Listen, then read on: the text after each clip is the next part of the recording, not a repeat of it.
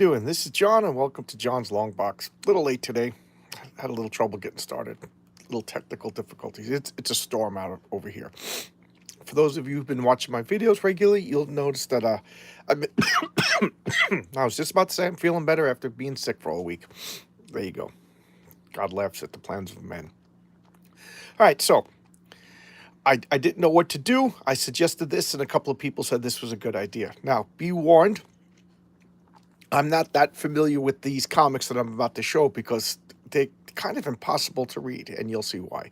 But this is the later works of Steve Ditko. So before I get into it, let's do a little bit of catch up.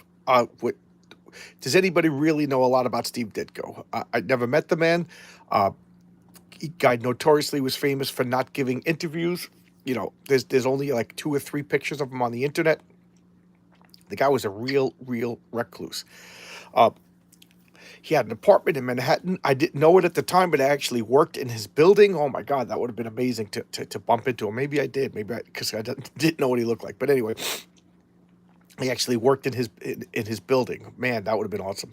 But anyway, long story short, he died. He died of old age. I think he was like 91 or something like that. Old timer. Never, as far as we know, never married.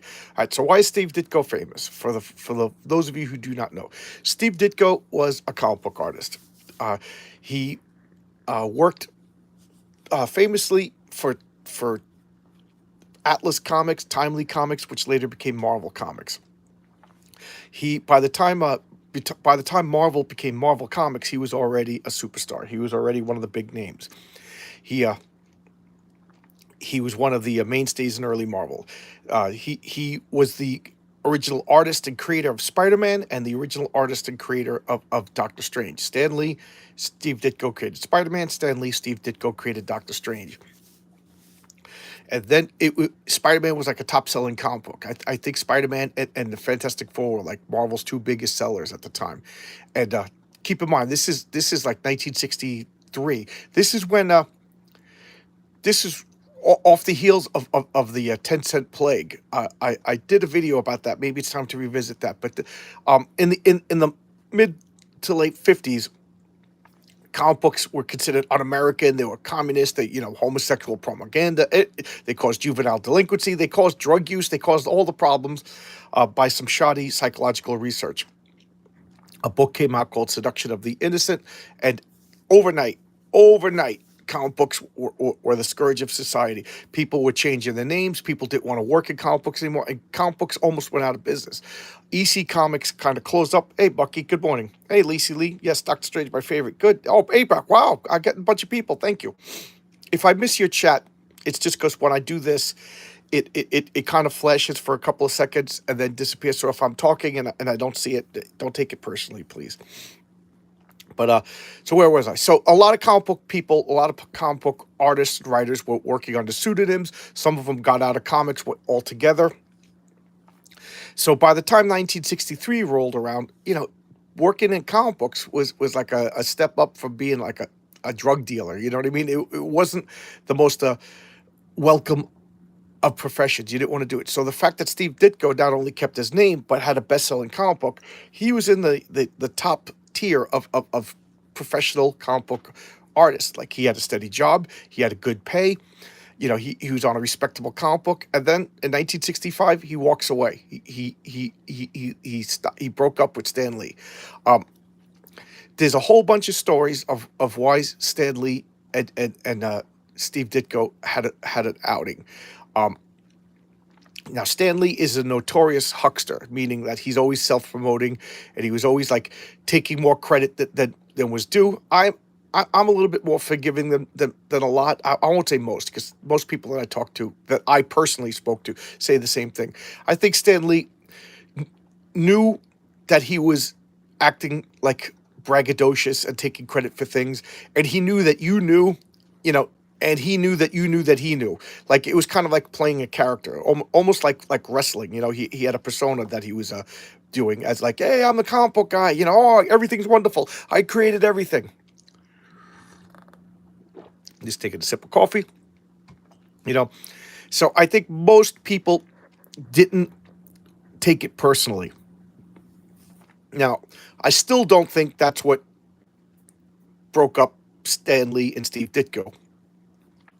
Now, a lot of people say that it was over the Green Goblin. Now, the Green Goblin, I don't know the exact issue, but I think the Green Goblin debuted in Spider-Man number 12 or 13 or around there. I my Spider-Man collection starts at Amazing Spider-Man 25.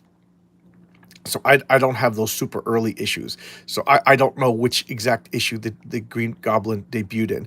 But I do know that it was like a running, not gag, but it was a running thing. Who is the Green Goblin? Who is the secret identity? You know, he wasn't really a mystical goblin. It was understood he was a guy in a costume. He was a criminal. And Steve was of the opinion that it, well, you know what? Let's open this up. Steve was of the opinion that it, well, I'll open that up later. Steve was of the opinion that it should be somebody that Peter doesn't know. It must be Steve Ditko, Dave. My favorite Ditko character aside from Spider-Man is the Question. Yeah, I love the Question. We'll talk more about that later. Uh, Steve said, like, it makes no sense to have everybody that Peter Parker's related to become part of his Spider-Man persona. You know, like, J. Jonah Jameson's son is the Man Wolf. I'm trying to think, like, later on, Betty Brant's husband became the Hobgoblin. And, like, everybody he shake hands with becomes some sort of villain and everything. Stan Lee said, yeah, I know. In real life, that makes no sense. But, you know, we wanted it to be, at this point, Peter Parker was roommates with Harry Osborn, and he wanted it to be his roommate's father, Norman Osborn. And Steve was like, that makes no sense. Everybody that's, Steve's like, yeah, that doesn't make sense. In the real world, it doesn't make sense, but this is comic book world. In comic book world, that makes total sense. It's drama. You know, it doesn't make sense that you could get bit by a spider and have spider powers. And in that, I got to agree with Stan Lee. He was absolutely 100%. And when it was finally, like, decreed that it was going to be Norman Osborn, Steve Ditko walked. Now, I don't know. I don't know if that was the exact reason that they left. I talked about this a few times, but my coworker at work is next door neighbors with John Romita Sr. And I've posted a picture a few times, but he asked me, who is this guy? Like, he just knows him as the kindly old guy that he helps, you know, get the leaves out of his gutter, and you know, and his wife makes, like, bakery goods for, you know, and they, you know, but they've been living next door to each other for like 35 years, you know. So he knew he drew comic books, but he didn't realize how big of a deal he was. So he told me, and I flipped out. I was like, oh my God. I didn't want to ask, can I meet him? Can I, you know, I don't want to be a pest. So he said, hey, you want to meet him? So he asked, and John Romita Sr. was like, yeah, sure, I'll meet you, buddy. Oh my God, I went to his house. We sat for like 4 or 5 hours. You know, we just sat in the house. Mrs. Romita was wonderful. He gave me a tour of his whole house, his studio, where he drew Spider-Man. You know, it was so freaking cool. What greatest day ever, you know? How awesome is that to meet John Romita Sr.? And of course, we sit down like he's being interviewed. He goes, what do you want to know? So the first question I asked him was, you know, for those of you who do not know, John Romita Sr. was the artist who took over right after Steve Ditko. So right away I asked him, why did Ditko leave? And okay, so this was a guy who was there. Okay, so I'm quoting a primary source. This is a guy who's not only there, but he took the job. And Romita said, and he goes, I was a young married guy at the time. Nobody could believe that Steve was leaving. We all thought it was insane to leave. He goes, and I, of course, jumped in. I'm buying a house. I got a mortgage to pay. I'm trying to start a family. You know, he goes, this is one of the top gigs in all of comic books. Of course, I'm going to take it. You know, he didn't push him out. He didn't ask him to leave. You know, but he took in a vacated seat. Can't blame him. You know, and he said, as far as why did he leave? He goes, I don't know. And he goes, I heard the story about the Green Goblin. He goes, I heard the story about Stan Lee taking all the credit. He goes, but I don't know if they're true or not. Now, I'm gonna believe the guy. You know, that is the man. That was the guy. John Romita Sr. was the man who jumped in the seat when Steve vacated it, and he said he doesn't know. So there you go. You know, who am I to argue with that? So, from what I've put together from research of my own, because after I heard that story, that was like 5 or 6 years ago. I've been researching it because I'm now fascinated. So I learned everything I could about Steve Ditko, which isn't a lot. So forgive me if I get things wrong. It's like researching Bigfoot. The only thing is we know Steve Ditko did exist, but he became a follower of Ayn Rand. Objectivism, right? So we'll look at other covers while I'm talking about this. He became a follower of Ayn Rand, objectivism. And because of the Steve Ditko influence, and plus I had a friend in college who was really into objectivism. That's one of the things I loved about college is you get to meet a bunch of people with different beliefs and thoughts and everything like that late night. Sit in the dorm discussing it and arguing in the best sense of the word, not today's arguing where I hate you and you're an alt-right Nazi. I'm talking like, you know, smoking a little bit of those funny cigarettes and sitting in your dorm room.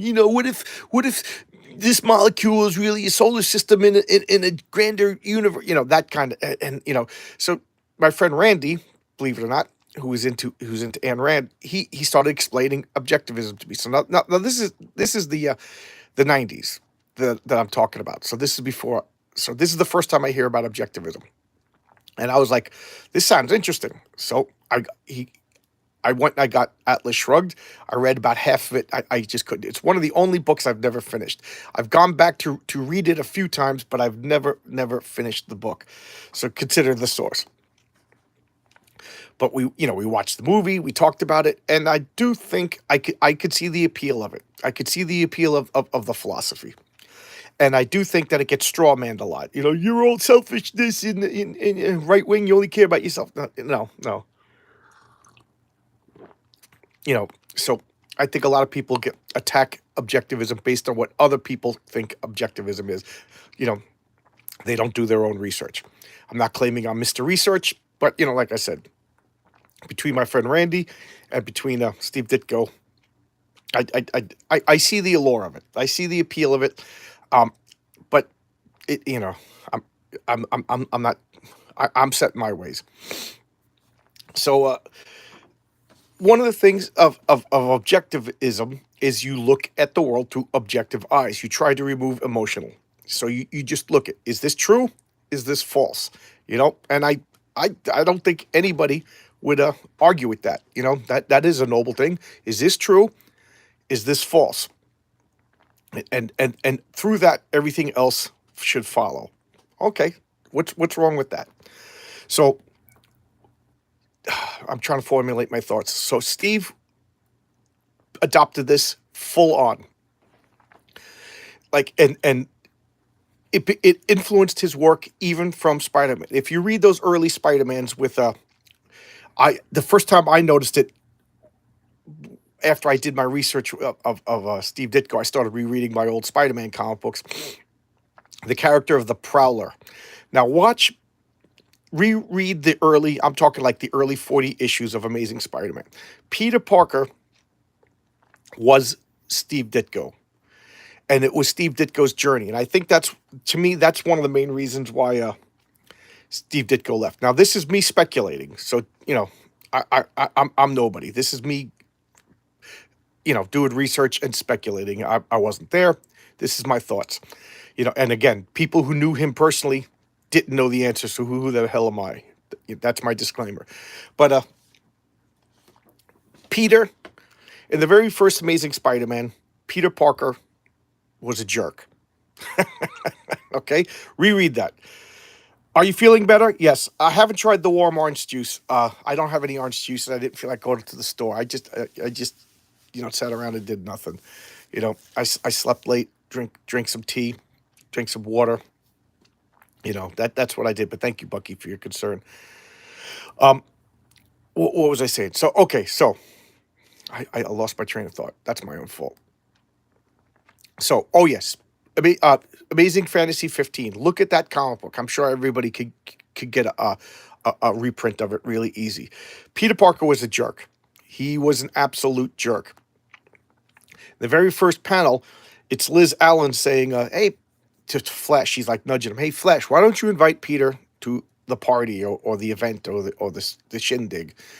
And Flash's like, "Oh, okay." And, "Hey, Parker, well, you want to come with us?" And then Peter's like, "Screw you, Flash, you jerk! Blah, blah, blah. Nobody understands me. I'm a scientist, and they're all a bunch of morons. And I'm going to the science visit. And one day they will rue making fun of me." And it's like, geez, Pete, they invited you to a party, and this is the way you react. No wonder everybody hates you. Pete was, to use modern parlance, he was an incel. he was a disturbed, troubled youth in school. I think, this is just wonderful that it was a lot of Steve Ditko in it. I think that Peter Parker was a very sensitive, very emotional person, and I've said this before in a couple of videos. The very sensitive, very emotional people, they'll attack first rather than let themselves get hurt. Because they've been hurt before. Their feelings are very strong, very true. So Pete was like that. Maybe Steve was like that. I'm extrapolating. Pardon me. And so he rather than like he was probably like been invited to parties and like, psych, we're only kidding. You know what I mean? Like, so rather than Pete's like, they're making fun of me. He's probably not even listening to the words. He's caught up in it. So he just lashes out and attacks because he's that sensitive. Okay, so that's Peter Parker. Peter Parker was the jerk. Liz and Flash were making overtures of friendship. Pete lashes out. He goes home. He sees he's got a happy, friendly life with Aunt May, but at school he's on a way to becoming like a school shooter. I hate to say it, but that's kind of how he was. So then he goes in. He becomes Spider-Man. What's the first thing he does? I'm gonna make money. I'm a jerk. I'm gonna show the world. He goes to wrestle. He wants to make money. The robber goes by. He lets him go. Screw him. Whatever. And then Uncle Ben dies. Uncle Ben is the point where Peter Parker changes. You can't have a Spider-Man movie without Uncle Ben dying, and that's why the MCU Peter Parker, to me, isn't Peter Parker. That's a guy in a Spider-Man costume. Now they kind of fixed it with Aunt May, but it's like steering the ship a little bit too late, if that makes any sense. So now Peter Parker is on his way, but Peter Parker was on his way to becoming a villain. He was, Spider-Man was going to become the next Dr. Octopus until Uncle Ben died. Now, I think that was Steve Ditko, and then watch. Pete's kind of annoying. So now he goes to college a couple of years later, and there's not riots, but there's like protests in the street. What does Peter say? This isn't me saying that. This is actual stuff. Pete's like, look at these losers. They should go out and get jobs. What are they protesting? This was Steve Ditko. Steve Ditko wasn't fond of the hippies. He wasn't fond of like the protesters stuff. And one of the words that Ayn Rand used a lot was looters. Either you're a worker or you're a looter. The workers provide things. The workers are farmers. The workers are firemen. The workers are electricians. The workers are comic book artists. They produce something. They produce something to either material provide for your life, spiritually provide for your life, or entertainment-wise, they provide stuff of value. The looters take things of value. That's objective. This or that, true or false. So Steve Ditko comes up with a villain called the Looter. And he's one of these students that are rioting. And this was all Steve Ditko. Now, Stan Lee, they did the Marvel method. Steve Ditko would write the comic, do everything, and then it would be published. And then right before it would be published, Stan Lee would put in all the words. So all the story would be drawn, but there would be no words. Stan Lee changed the Looter to be a little bit more sympathetic. He changed Peter's words to be a little bit more sympathetic to the students, and Steve was furious. Steve was furious. It changed his whole intention. It was supposed to be Peter Parker. What was Steve Ditko? He was going to be, in Steve's mind, according to me and only me, an objectivist superhero. And Stan Lee made him more shades of gray. Okay, so that's And that's to me why objectivism is a difficult concept, because it doesn't allow for shades of gray. So Stanley walked. Okay, I don't think it had anything to do with the Green Goblin. I think it was the fact that Stan Lee wanted to temper Steve Ditko's vision for Spider-Man, and Steve Ditko felt stifled. Okay, that's what I think. So there we go. Steve Ditko walks. So what does he do? He goes to Charlton and he makes up the question. The question to me, it was like the herald. He was John the Baptist. He was, the Silver Surfer before Mr. A. And Mr. A is the ultimate Steve Ditko comic book creation. There's Mr. A right there. And so the question, he's a reporter. He's looking for the truth. He wants to find out. He's motivated by curiosity and truth. This is pure Steve Ditko. Spider-Man, it was motivated by guilt and obligation and duty, whereas the question was motivated by curiosity and wanting to understand the truth. Then we come to Mr. A, and Mr. A, boom, is objectivism turned into a character, to the point where later Mr. Objectivist, there you go, there's his name, Mr. Ace. They were like pamphlets. They were like religious pamphlets for Ayn Rand philosophy. So that's why I think he left. Consider the source. I wasn't there. And I also, I don't want to mention names because I didn't think to ask, but I sat down and I met one of my subscribers who met Steve Ditko. And he said Steve Ditko would go out and check his car like 4 times. He would walk around the car. He would open the door, shut the door. So I believe, and I hate that I'm doing this, amateur diagnosis that he had some OCD issues. But, I wasn't there, whatever. Take that with a grain of salt. So there's some background on Steve Ditko. Then he wouldn't give interviews. I remember there was a comic book documentary that I watched it on VHS, and I was all excited because Steve Ditko is going to be in it. And I'm like, oh, wow, I'm going to finally see what Steve Ditko looks like. I knew what everybody else looked like. Shades of Grey, yeah, there's a Monkey song. Only shades of gray. That's an old Monkey song from the 60s. So I got excited to watch this documentary, and Steve Ditko's not in it. You just hear his voice with Mr. A panels. So I was like, my friend who was showing me the video was laughing. He wanted to see my reaction. So there you go. There's the background that I know about Steve Ditko. Okay, so he went back to... So he's doing Charlton. Charlton goes out of business. He goes to DC because remember he was ticked off at Stan Lee, so he went to DC where he created wonderful comics like The Creeper. Here we go. Here's Creeper #1. I didn't read it yet. Hawk and Dove, which I will be picking up. I have every other version of Hawk and Dove except for the original Steve Ditko. Shade the Changing Man, which I already showcased. He was a very creative point. And then before that, he also created Mr. A, and that was his own. That debuted in Wit's End, like an underground comic book. I think that was made by Wally Wood. I have a hardcover compilation of that. I really should break that out and showcase that. And the funny thing about Mr. A is it horrified all his fans. Steve Ditko had a huge college fan base.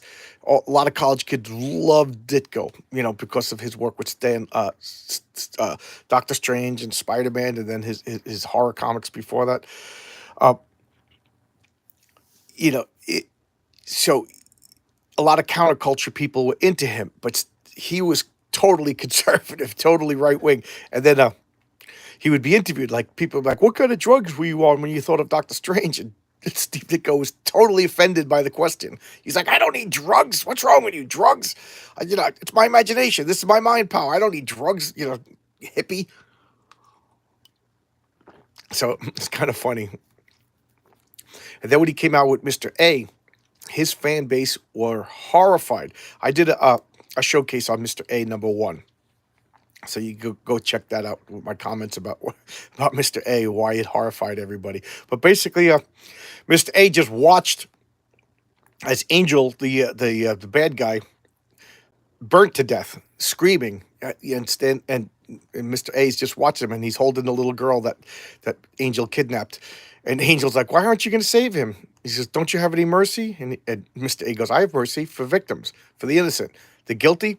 He caused that. That's his problem. Who am I to interfere with the consequences of his own actions?"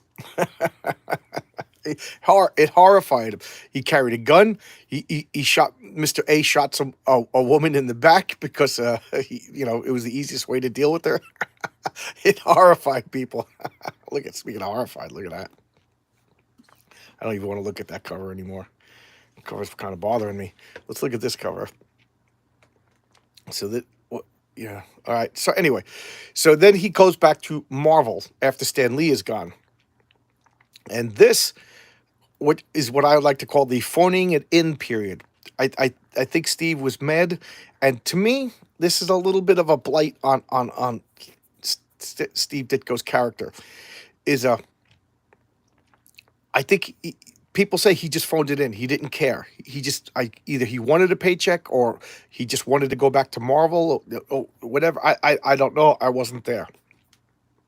But Steve went back to Marvel, and he did purposely half-assed work.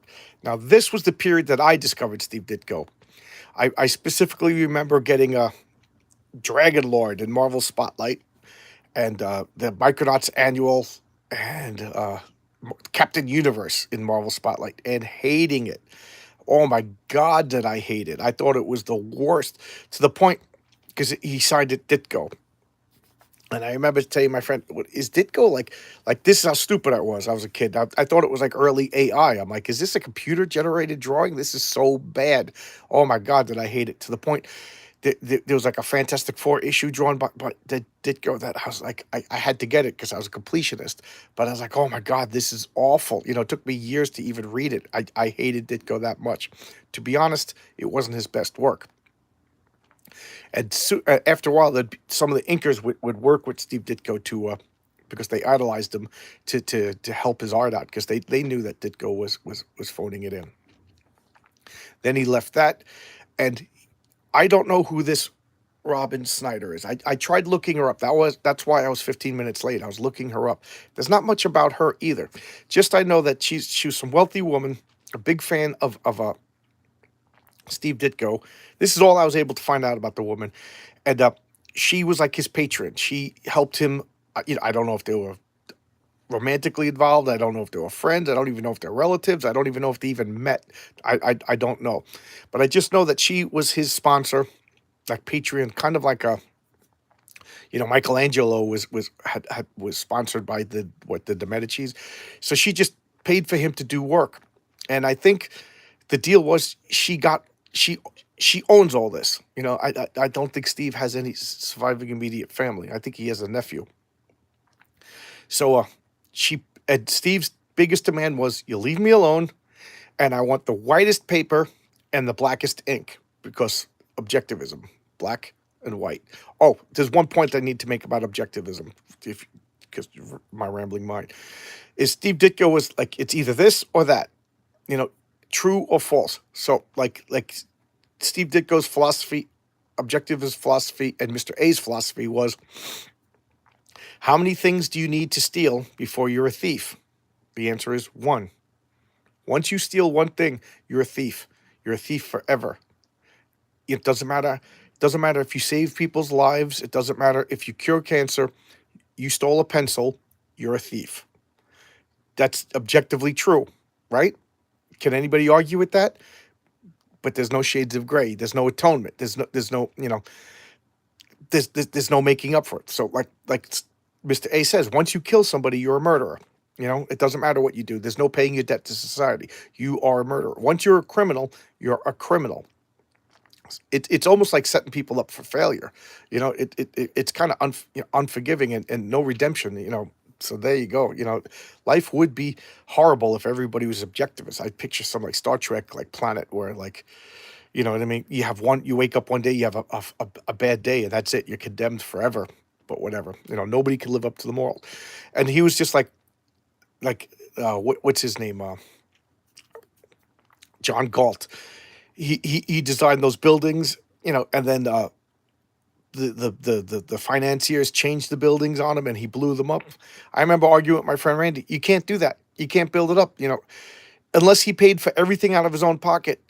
If you sell your work, it's work for hire. I remember having this argument. I love this argument. It was fun. It wasn't a heated argument. It was argument in the best sense of the world. He was like, that was John Galt's work. They're buying John Galt's work, and then they're altering John. And I'm like, yeah, but when somebody's paying you for something, it's theirs. You know what I mean? Like if I buy milk, it's my milk. The dairy farmer doesn't come in and get to tell me what to do with my milk. You know, if I buy a spaghetti dinner at an Italian restaurant, I could put ketchup on it. I bought it. I could siphon off all the marinara sauce and put ketchup on it. If I buy a steak, I can put mustard on my steak. I could put ketchup on my steak. It's my steak. You know what I mean? And he was laughing because, it was a fun argument. But Steve Ditko was an objective. So he believed his work was his work was his work and nobody had the right to change it. Philosophically, I agree. But once you take money for something, it belongs to the person who paid for it. But there you go. Steve Ditko was a hardliner. So to the point, this is why I do admire him, although I do think that there's some mental illness involved, is supposedly when the people went into his office after he died, they found uncashed royalty checks for like Spider-Man movies and Spider-Man cartoons that he never cashed. Would have made him wealthy. He wouldn't have needed Robin Snyder because he said that's not his work. He had no right to cash those checks. That wasn't his Spider-Man. They're not based on his Spider-Man, who was supposed to be an objectivist. Oh my God, I got to admire the guy for sticking to his guns. But could I have done it? Me? That's it. Yeah, whenever I use my thumb, that means me. Whenever I use my finger, I mean I'm pointing to you guys. Could I have done it? Absolutely not. Absolutely not. There's no way in the world I could have. How much money were they giving him for the Spider-Man movies? Oh my God, for toys, for all that stuff, to the point where he needed this Robin Snyder to pay the bills. It breaks my heart. And supposedly, Neil Gaiman met Steve Ditko. If you go on YouTube, there's a nice YouTube video. Please watch it. It's awesome. Called "In Search of Steve Ditko," and it's a British comedian, I think, who is a Spider-Man fan, and he shows off his copy of Amazing Fantasy 15.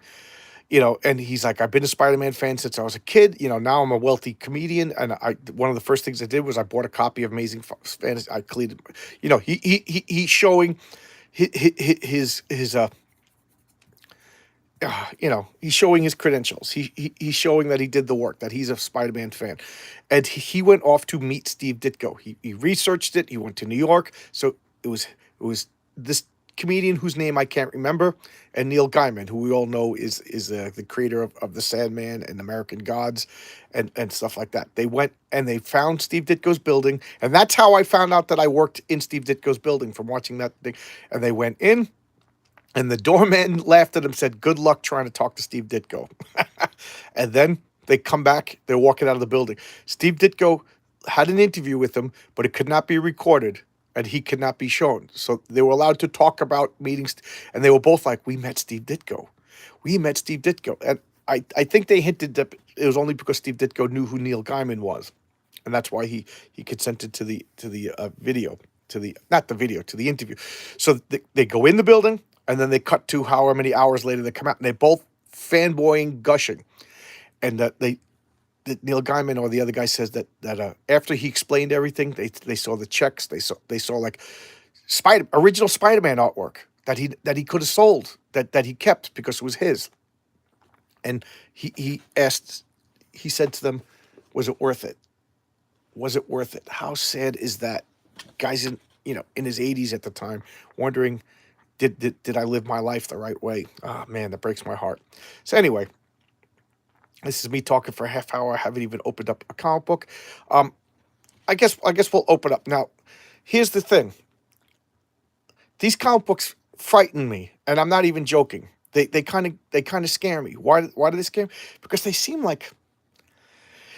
Remember, if any of you guys have been around and saw my videos of Bean World, the very first issue of Bean World scared the crap out of me because it just seemed like rantings of a madman.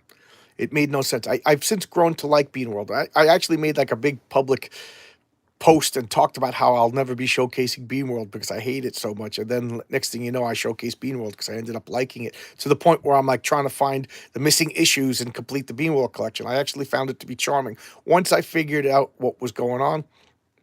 And I think this guy, like, well, this isn't a Beanworld thing, but I got the same.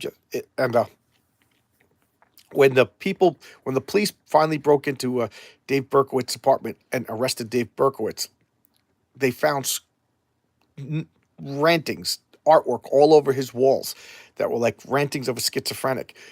And that scared me. I get this. I had the same feeling from Beanworld, and I'm getting like the same feelings from these comic books. So I collected them all. I'm missing a few issues because they're really, really hard to find. And I gave up reading them. And I told him I put them on the very bottom of my to read. I have what, like 22? I forget exactly. I have 22 to 24 long boxes of comics to read. These are all the way in the back, meaning I'll be dead before I get to read. So I read the first 6, and then I put them all back, and I said, I'll get to these eventually. But I thought it would be cool to showcase. So this particular issue, we are looking at for the first time. So here, this I really appreciate.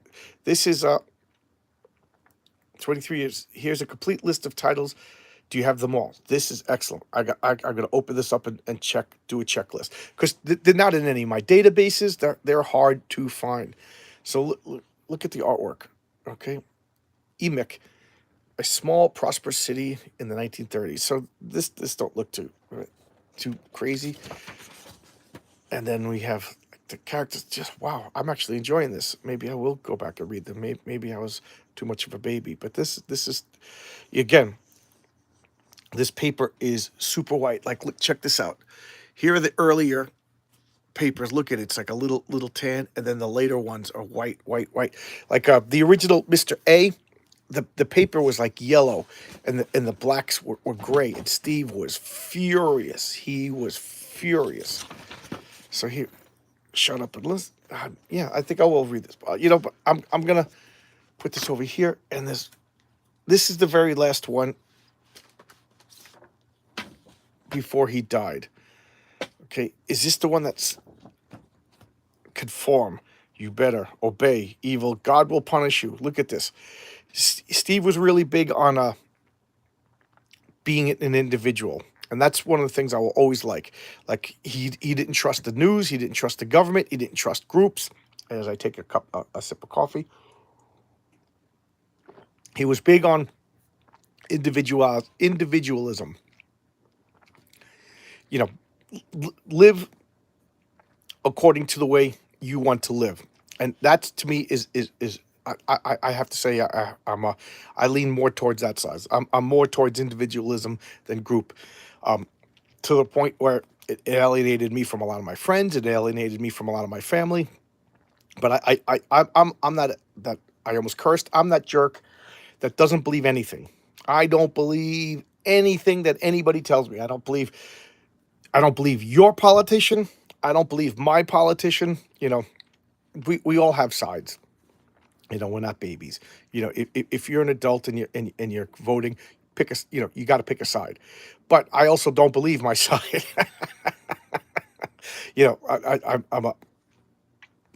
I'm a union worker, but I'm also skeptical of my union. I'm skeptical of any group. The only thing I'm not skeptical of is an individual. It's none of my business if an individual is true to his own. That's between him and himself. So there you go. Individually, I love people. You could come to my house. Bucky, you could come to my house. Lacey, you could come to my house. But the society of the whatever society, you guys can't come to my house. I read the Rorschach comic. I'm starting to think Rorschach and the story was based on. Yes, Rorschach was based on. If you took the question and smushed them together with Steve Ditko, yes. And here's the funny thing. Alan Moore was not sympathetic to Rorschach. Alan Moore thought Rorschach was crazy and wrote him. But Alan Moore is a super talent, amazing talent. I know lately there's been a backlash against Alan Moore. Not me though. I'm still an Alan Moore fanboy. Alan Moore wrote some of the best comic books. I have had some of the most emotional, amazing experiences reading Alan Moore comics. I will never, unless we find out that Alan Moore is a child killing whatever, you know, and even that won't change my opinions of his comics, of his talent. Alan Moore, he's up there. I also feel that Alan Moore likes to. I think he's a contrarian. I think whatever everybody expects him to say, he'll say the opposite because he thinks it's funny. Um, who had a famous pirate character, then created a question-like character who preaches as he fights? I read the Rorschach after Watchmen comics. I did a couple of videos of them. I don't know if I did one for Rorschach, but he had a famous pirate character, then created a question-like character. Are you talking about Steve Ditko? I can't clarify what you say, Bucky. I'm not 100% sure what you're asking me. I'm confused, but that's easy. I'm easily confused. But as I was saying, Alan Moore. I'm an Alan Moore fanboy. I'm not going to bash the guy. I know a lot. He says he's a communist, but the guy's a millionaire, and I don't see him share. You know what I mean? I think he just likes to surprise the fans. Look at you. You expected this, but you got that. Kind of like he's big childish. But anyway, he wrote Rorschach not to be the villain of the story, but not to be sympathetic. And then it turned out Rorschach. Everybody loved Rorschach because Alan Moore is talented. He didn't just do what the modern day writers do, like, this guy's supposed to be bad, he's supposed to have opinions that I don't like, so I'm going to make him detestable. No, he did the research, he wrote the character as he felt the character would be, and it turned out people really liked Rorschach. Rorschach, whether you think he's a good guy or a bad guy, you have to admit he's a fascinating, compelling character. Oh my God, one of the best comic book characters of all time, if you ask me.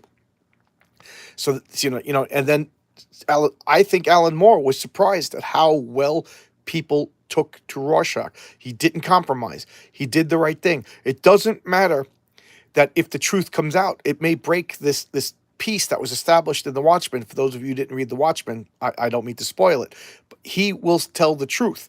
And that is objectivism. The truth is the truth. A lie is a lie, and we should always strive for the truth. There is no compromise. And Rorschach died. He's the only one in the Watchmen who died for his sins. I'm being dramatic on purpose, but he died sticking to his principles. He's a hero. Absolutely, he's a hero.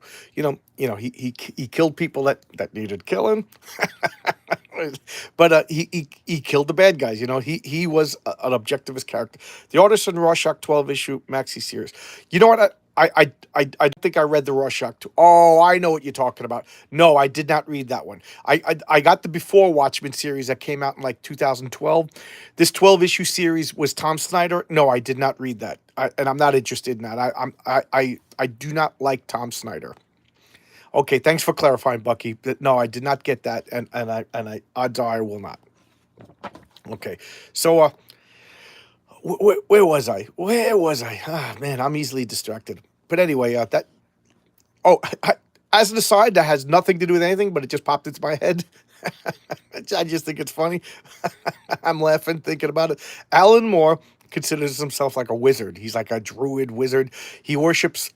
Oh, why can't I think of the name of the god? Is it true? I don't know. I don't believe it. I think he's just as much as a huckster as Stan Lee in his own way, which is to me why I find him to be like a lovable curmudgeon. I also find him to be annoying at the same time, but that's human for you. Humans are complicated. Humans are gems with many facets. You love the gem, although some of the facets could be flawed. Okay, how's that for a bad analogy? But anyway, Alan Moore considers himself a wizard, and one of his proteges was Grant Morrison. Now, Grant Morrison is another guy. He's a little less likable than Alan Moore, but I like Grant Morrison. And these days, a lot people are turning on Grant Morrison too. Shut up, everybody. Grant Morrison. If it wasn't for Alan Moore, we wouldn't have Grant Morrison. But they're both great. I have a lot of the Doom Patrol comic by Grant Morrison was a pivotal comic book for me. Animal Man by Grant Morrison was a pivotal comic book for me. I've talked about them ad nauseum. I love those two comics. So, unless we find out these guys are cult leaders that are murdering people, I will always be fans of them. But they hate each other. Now, of course, this could also be show because that I wouldn't put it past them. But they both consider themselves wizards, and they've been having a wizard battle, fighting each other through magic spells for the past 20 years. Pitching camp in your basement and reading all your comics. Okay, Lacey, come on down. Do you mind cleaning toilets? We all got to do work. We all got to do a little bit of work. And what is your signature dish that you like to cook? For people moving in, I got, you know, if you're good, I'm good with Italian food. So we don't need anybody else with Italian food. I'm good with Mexican food. Do you know how to cook Indian? Do you know how to cook pierogies? Do you know how, what you got, Lacey? If people are gonna move in, I might as well be a utilitarian about it. And let's come over to my coffee station. It's time in a discussion where I do a commercial for Tim Hortons coffee. My wife is Canadian, and she turned me on to Tim Hortons coffee. It's my preferred coffee. I think I put in too much sugar. Anybody else in their 50s and they can't handle sugar anymore? Anybody else? And yes, I'm a disgusting person who puts half and half in their coffee. I will not drink coffee with milk. I don't know. It makes like a sour taste. There we go. That looks like a perfect cup of coffee. It's probably not. All right. So where was I? All right. I forgot what I said. Where was I? What was I talking about? I'm talking about coffee. So these. Okay. Let's open this up. 24. I don't know. I avoid sugar. Makes me jittery. Yeah. But I can't deal with the bitterness. Oh, man. I used to put like 5 spoonfuls of sugar in my coffee. Now I put like 2 small spoonfuls of sugar. Yeah. But I remember when I was an apprentice electrician, I had to go and get coffee for everybody. Everybody would be working, and if a coffee break, I'd run out to we were working in Manhattan. I'd run out to I remember this one guy, old gray-haired guy. He would get 11 spoonfuls of sugar. 11. And he was specific. And he would point to me, 11. Oh my, I wonder if he's still alive. So this is 2016. I forget exactly what year Steve Ditko died. I'm looking for the indicia, okay? This month, okay? Published Robin Snyder and Steve Ditko. So that's the name of the company, Bellingham, Washington, United States. Email Snyder and Ditko at iCloud. We wish to thank. Okay. So, I got to look up more of this information. I got to see if I have them all. I got to go back and look at that particular comic book because I am missing. I am missing a few, and these are impossible to find. But look at it. This one. This see, I didn't look through all of these, so because a couple of the earlier ones like just gave me like mental illness vibes, and they scared me. But this looks fine. This looks like a rough pencils. This looks like what he would hand into Marvel, and then like guys like Terry Austin and other giants would clean it up. That's nearly a perfect cup of coffee. For those of you who've been with me for a while, I showcased. I did a Sunday comics on Morlock 2001 and the Mystery Men. That was Steve Ditko and Bernie Wrightson. Bernie Wrightson could have worked anywhere, but he just wanted to work with Steve Ditko. My brother liked flavored coffee. I went through a phase where I liked flavored coffees, and I stopped. It started to get too sweet. So, anything you guys want to ask? I'm kind of like running out of stuff to talk about. But anybody have these? Okay. Anybody have any of these comics? Anybody Strange Adventures? Okay. Oh, okay. I thought the most original name in comic books, part 2. We'll look through a lot of these back covers are amazing. Just look at these back covers. Fanatical, right is right, transcendental, emotionalism, whiners, envy, unearned, undeserved. That was a big topic in these comics, that you got undeserved reward.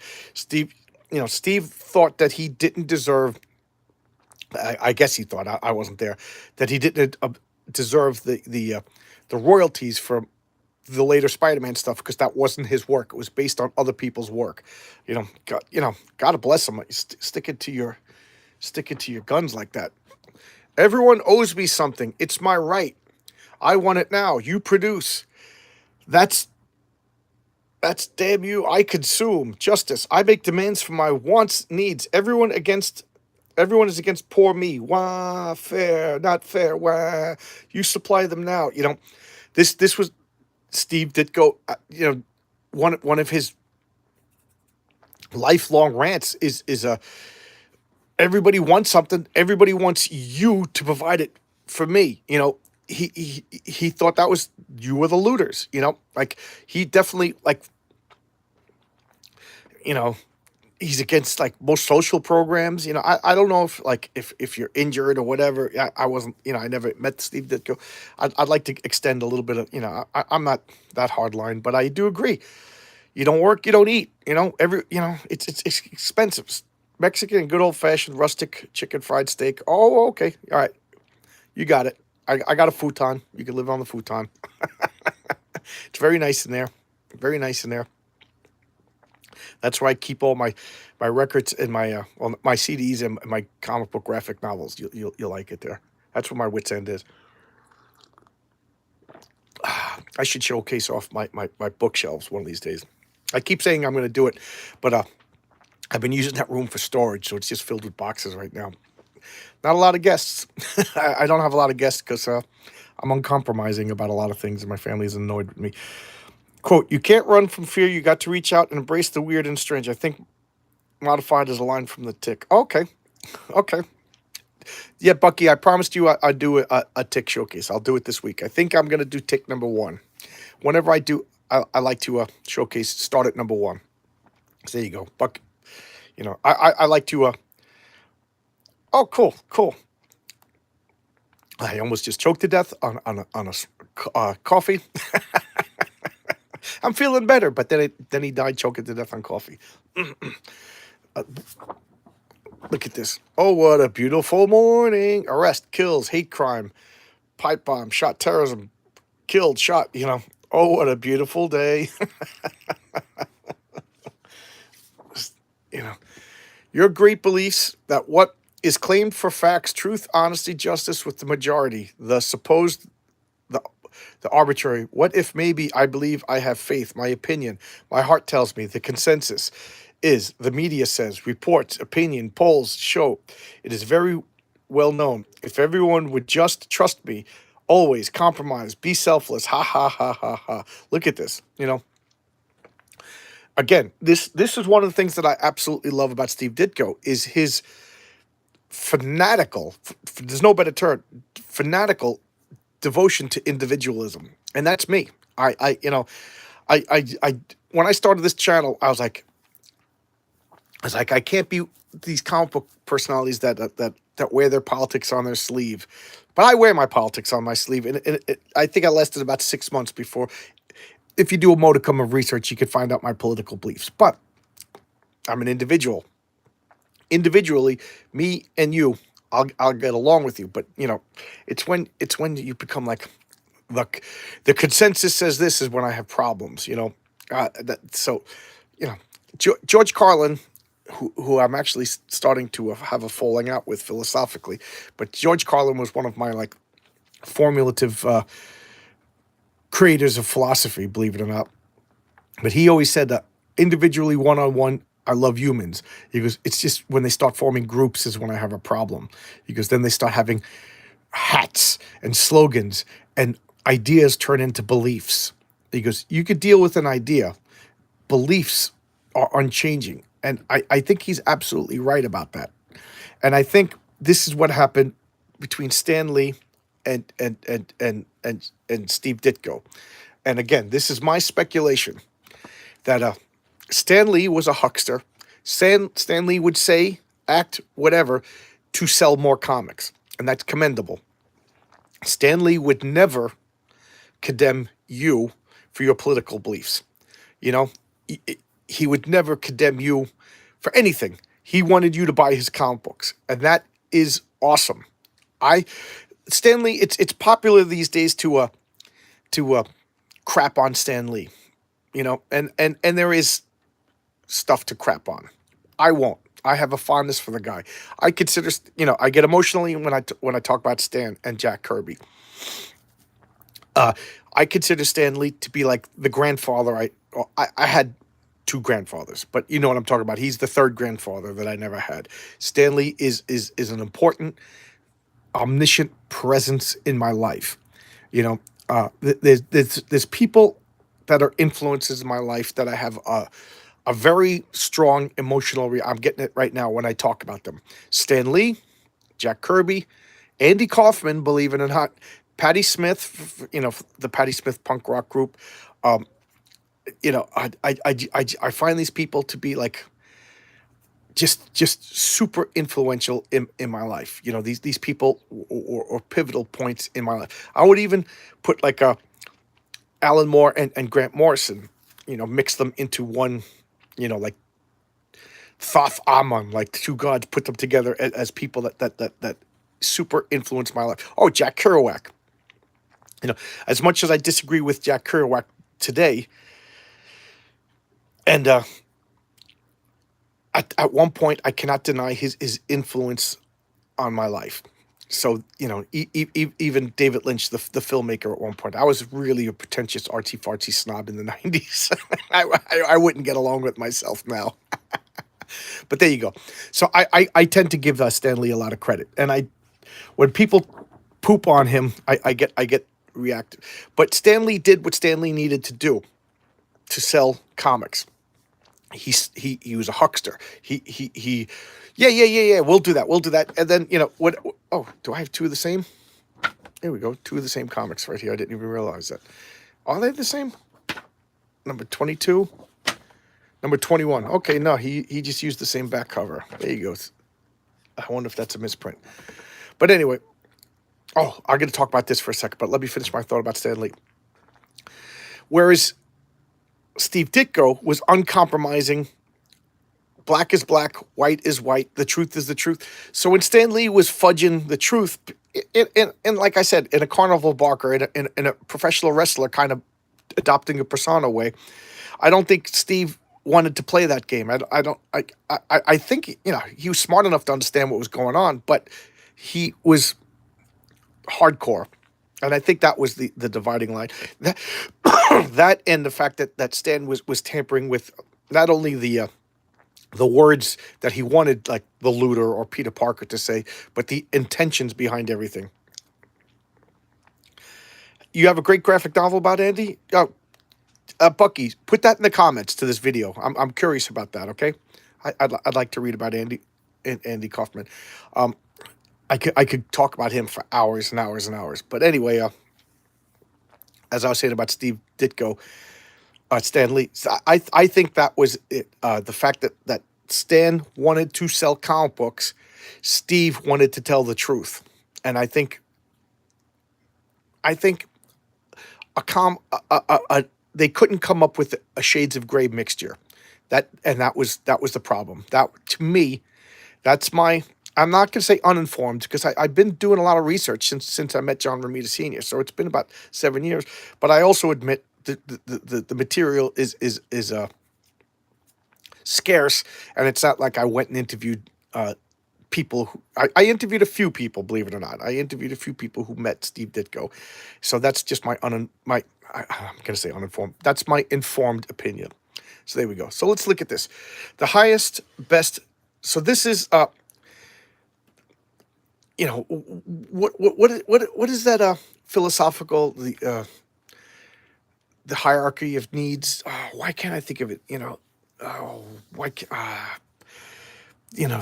but this is the hierarchy: the highest, best, proven, true, honest, authentic, level of competency, earned, deserved, compromisers. So this is where compromisers are on the grand pyramid of importance: mediocrities, stagnation, and the irrational. But today the pyramid is turned upside down. God, this is great. Faith, force, might is right, fact, reason, logic, truth, earned, deserved. So Here we have the circle of everything that is true and important, and outside is all the fake stuff. And look at the arrows are trying to penetrate it. Ah, Steve, you're wonderful, wonderful genius. All right, let's look at the back. The back of these are so good. This is the back. Don't buy it. Not a comic book fan. Curious, browsing, should know better. Don't buy it. I inquire. It's funny because I talked about my role playing game a few times. I play a game called Villains and Vigilantes. It's a role playing game, a superhero role playing game that came out in like 1982. It's got like a cult following, and I still play it. It's still my favorite go to superhero role playing game, and my character. I mostly run the game, but every once in a while, my friend Jimmy lets me be a character. So maybe out of every 200 times we play, I get to be a character. And my character is called the Public Eye. And it's a blatant ripoff of Rorschach, of The Question, and Mr. A. You know, he's got a potato sack with an eyeball painted on it. And he wears the fedora. He wears a trench coat. And he wears action slacks. If anybody remembers, Chuck Norris was hawking action slacks in the 80s and 90s, and sneakers. But he's also super genius. If you remember Dungeons and Dragons, you'd roll your stats. You'd roll 3 dice 6. So your intelligence, I got to sneeze. Oh, God, I'm sorry, guys. Your stats are between 3 and 18. Well, it's a superhero game, so you could have above 18. So his intelligence is 36, which means his IQ is 360. So he invented a bunch of things. One of the things on his belt buckle is a static field so that he could never be photographed. It's not that he's invisible. It's just that if you ever take a picture of him, he's blurry and staticky. Because I was like, what would Steve Ditko invent if he could invent? So there you go. That's my the Public Eye. And he talks nonsense. And Jimmy's when he runs, it's set in the modern world. So he has websites and conspiracy theories, and that in his mind, it's all the conspiracy. So that's his bad guy. So whatever story Jimmy makes up, my character turns it into his own story, the grand conspiracy.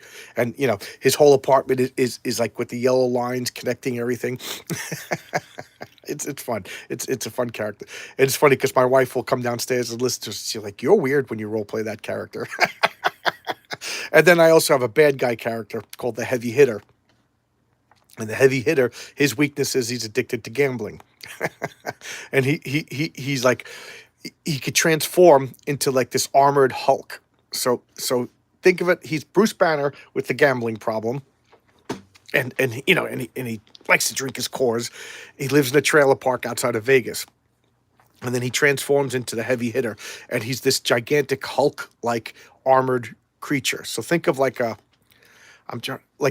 looks like the Abomination, but like with like Colossus. So he's got this like metallic, spiky armor, and he could lift like over 100 tons.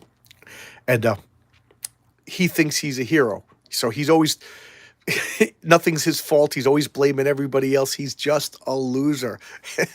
My friend Jimmy goes, whenever you play the Heavy Hitter, he goes, you are such a dick.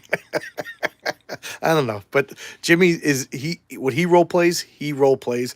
When I role play, I role play. So it's, you know, when we play with groups, we tone it down, but every once in a while we'll do one-on-one role playing, and it is just so much fun. Lacey, when you're camping out over here, you're gonna have to roll up a superhero character. Bucky, come on over. Roll. You could be the wrestler. It's funny because we did a short campaign where everybody made up like wrestling inspired superheroes and became like a superpowered wrestling. That we just made up characters we never actually played. I kind of forgot about it. Okay. I don't know what else to say. I kind of rambled and then started talking about anybody got any questions. I see we got 4 people.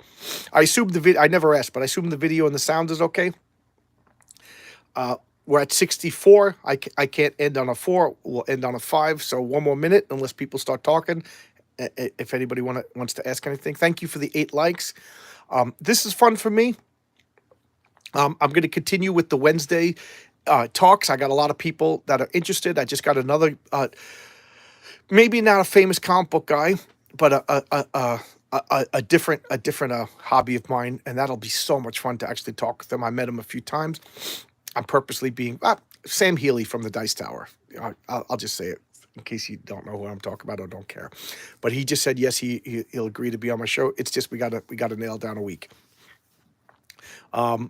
Again, if any subscribers, I keep saying comic book people, and I don't mean pros. I'm not a snob. If any of my subscribers, any people who watch my video, that you want to come on, just message me at johnslongbox@yahoo.com. Tell me what you want to talk about. I got a couple of non-comic book creators, couple of my subscribers that are scheduled. So like. Unless Alan Moore says he wants to come on, I cannot. And this is the only week he could do it.